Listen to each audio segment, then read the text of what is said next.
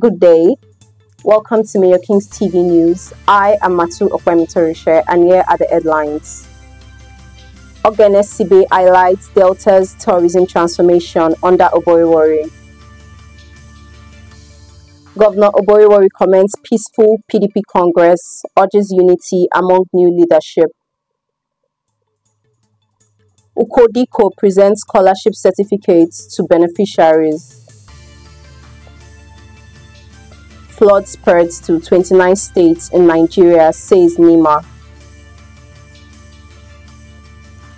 Nigeria's foreign trade payments crashed by 57%. Israel faces general strike after night of protests. NGF boss hosts Africa's first indoor golf championship. Now the news in details.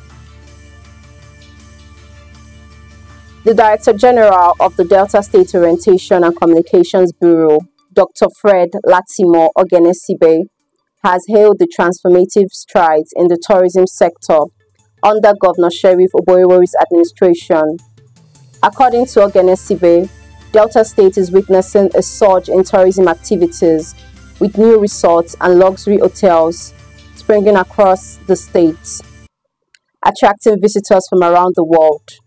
Sibe made these remarks in Asaba during a courtesy visit by Ambassador Oxley Adienigbo Unumado, Senior Special Assistant on Culture and Tourism Development to the governor. He noted that the state is becoming a prime destination for tourists seeking relaxation and investment opportunities, thanks to the peace and security maintained across the 3 senatorial districts and the state's robust infrastructure development. Highlighting some of Delta's major tourist attractions, Sibe mentioned the Araya Bible site in Isoko South local government area, which features the Pool of Bathsheba and a prayer altar as a significant pilgrimage site for Christians worldwide. He also pointed out the Mount Nedwonko Resort, situated 1,000 feet above sea level, as the highest point in Delta State, offering breathtaking views and luxury accommodations. The Ibu International Center in Agbaruto, a retreat center known for spiritual solace and pilgrimages, was also highlighted as a key destination. Other notable sites include the historic Mungo Park House in Asaba, the Mandela Garden, and the Nana Living History Museum in Koko. Sibe emphasized that these attractions, alongside the serene beaches of Abraka and the Delta Film Village, are drawing increasing numbers of holiday makers to the state. He attributed the growing interest in Delta's tourism sector to the proactive measures taken by Governor Oboiwori to ensure security and foster economic growth.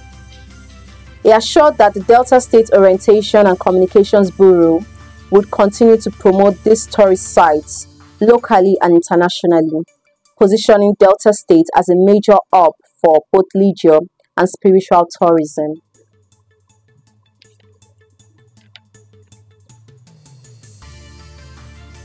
Delta State Governor, Right Honorable Sheriff Oboiwori, has congratulated the newly elected members of the State Executive Committee of the People's Democratic Party, PDP, following their successful election at the State Congress.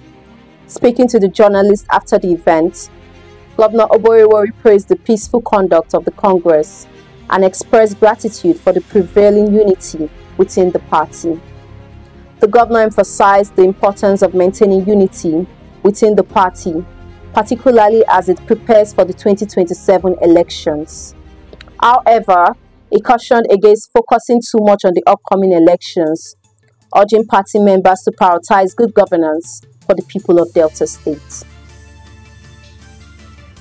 The Congress, which took place at the Cenotaph in Asaba, was attended by 3,152 delegates, including key figures such as the governor, his deputy Sir Monday Oyeme, immediate past governor Dr. Ifeanyi Okowa, Senator Ned Nwoko, Senator James Manager, and Speaker of the Delta State House of Assembly, Right Honorable Emomotomi Guo.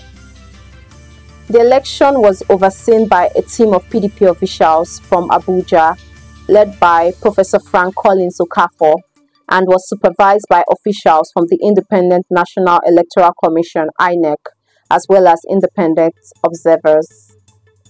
During the Congress, Chief Solomon Arenka was elected as the state chairman, with Mr. Moses Ido as deputy chairman and other key elected officials. In his farewell remarks, outgoing state chairman Dr. Kingsley Esiso commended party leaders and stakeholders for their unwavering support over the years. He encouraged the new executive to base their leadership on principles of unity, strength, and the winning spirit of the party. He described the Delta PDP as a model for peaceful Congress and suggested that the National Working Committee of the party should replicate this example across the country. Member representing Isoko Federal Constituency, Honorable Jonathan Ejirogene Ukodiko, on Sunday presented certificates to 10 beneficiaries of the University Scholarship Scheme to study at Madonna University. The presentation ceremony of the certificates, held at the House of Representatives members' Erawa Owe Country Home, was witnessed by the member representing Burutu Constituency 11 in the Delta State House of Assembly, Honorable Press Oloye. Others were the Delta State Commissioner for Health, Dr. Joseph Onuajeme, Bishop of Ole Diocese, Anglican Communion, Reverend John Usiwoma Arukwo, and the Deputy Vice Chancellor, Delta State University of Science and Technology, Ozoro, Professor Otto Esaga. In his remark, the sponsor and founder of the UJA Family Foundation, UFF, Honorable Ukodiko, congratulated the worthy recipient of the University Free Tuition Scholarship. He stated that the Free Tuition University Scholarship, which has been running for almost a decade, was instituted to encourage academic excellence, professionalism, and sustainable growth in Isoko Nation. The House of Representatives member charged the beneficiaries to be good ambassadors of their parents, guardians, and Isoko North/South Federal Constituency. While advising the recipients not to look down on themselves, Honorable Ukodiko enjoined them to look unto God and be focused on their studies in order to graduate with excellent grades at the private university and be of help to their parents and add value to their community and humanity. In their speeches, Honorable Oloye, Dr. Onejame, and Reverend Arupo commended the member representing Isoko Federal Constituency for the university scholarship, which they described as innovative and wonderful. The National Emergency Management Agency said the fatalities caused by severe flooding in Nigeria rose to 192 across 29 states. The flooding is caused by unprecedented rainfall and the rising Niger and Benue rivers. The 29 states hit by flooding so far are Adamawa, Akwa Ibom, Bauchi, Bayelsa, Benue, Borno, Ebonyi, Ekiti, Enugu, the Federal Capital Territory, Gombe, Imo, Jigawa, Kaduna, Kano, Katsina, Kebbi, Kogi, Kwara. Others are Lagos, Nasarawa, Niger, Ondo, Oyo, Sokoto, Taraba, Yobe, Zamfara, and Plateau State. Meanwhile, NEMA spokesperson Ezekiel Manzo said that the death toll has increased to 192 individuals as a result of the flooding that happened in Plateau State between Friday and Saturday morning. However, this means that Plateau has joined the number of states that has recorded flooding this year. Previously, it was 28 states, but it's now 29 states. When asked if those at risk were abiding by the warning to relocate, Manzo said some people underrate the warning and there may be a possibility of the flooding exceeding predictions. He further said that the agency has been engaging in sensitization programs to enlighten the people. Now on the business news. Nigeria's letter of credit payments in the first 7 months of 2024 have dropped by 57.4% to $391.91 million compared to $912.35 million in the same period of 2023. This is according to the weekly international payments data provided by the Central Bank of Nigeria on its website. A letter of credit is a mode of payment used for the importation of visible goods. It is a written undertaking given by banks, issuing bank at the request of its customer, in which the bank promises in writing to pay the exporter a certain sum within a certain time frame in return for goods, as long as the customer provides the bank with the proper paperwork. In the period under review, the country's LCS payments shared about $520.44 million, which some analysts have blamed on factors like the exit of multinationals, skyrocketing custom duties, and the unstable foreign exchange, which hampered Nigeria's foreign trade in the period under review. An analysis of the CBN data showed that the highest LC payments this year was recorded in February at $102.59 million, followed by July at $79.65 million and $58.33 million in January. In March, LCS payments stood at $43.53 million compared to $269 million in the same month in 2023, rose to $54.02 million in April 2024, and dropped to $21.48 million in May, before rising to $32.26 million in June.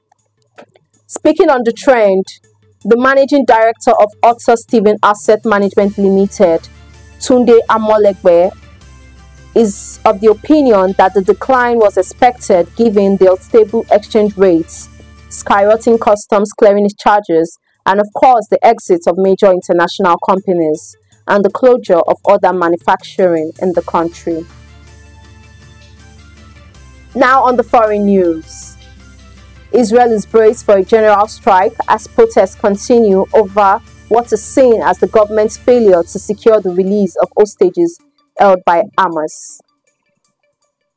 Tensions have been running high since the bodies of 6 hostages were recovered by soldiers on Saturday, causing national outrage.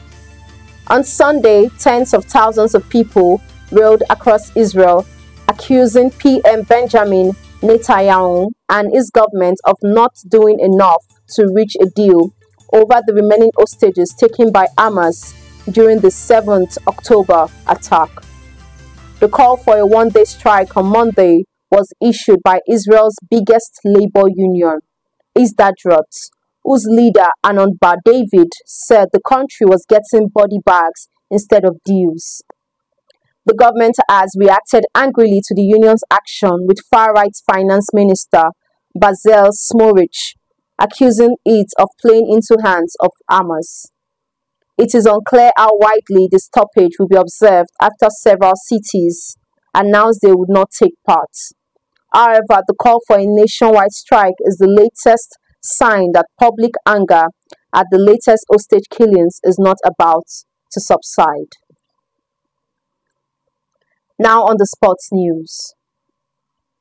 The president of the Nigerian Golf Federation, Otumba Olusegun Rosewe, over the weekend hosted Africa's first ever indoor golf championship in Abuja.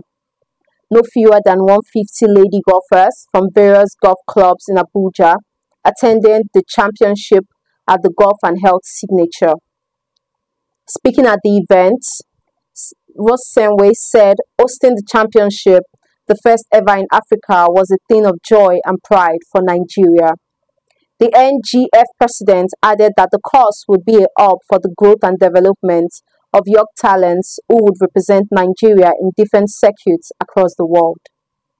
Speaking on the sidelines of the tournament, Ekanem Ekweme, former president of the Ladies Golf Association of Nigeria and the AACT trustee for West and Central Africa, said the championship and facility were second to none.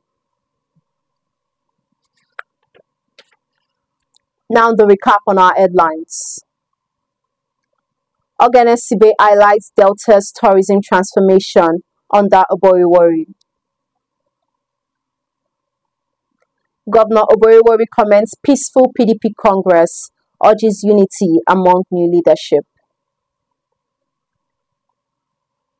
Okodiko presents scholarship certificates to beneficiaries.